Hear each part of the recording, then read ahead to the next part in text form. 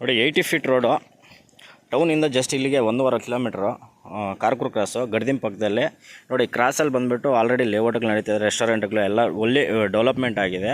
ಇಲ್ಲಿ ಪಕ್ಕದಲ್ಲಿ ಒಂದು ಲೇಔಟ್ ಇದೆ, ಅಲ್ಲಿ ಬಂದುಬಿಟ್ಟು 2300 2400 ರೂಪಾಯಿ ಸ್ಕ್ವೇರ್ ಫೀಟ್ ಮಾಡ್ತಾಯಿದ್ದಾರೆ. ನೋಡಿ ಇದು ಲ್ಯಾಂಡು 2 ಎಕರ್ಸು ಕ್ಲೀನ್ ಮಾಡಿದಾರಲ್ಲ ಇದು.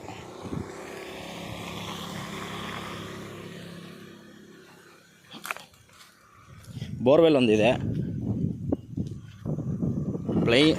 ಪ್ಲೈನ್ ಆಗಿದೆಯಲ್ಲ ಇದು.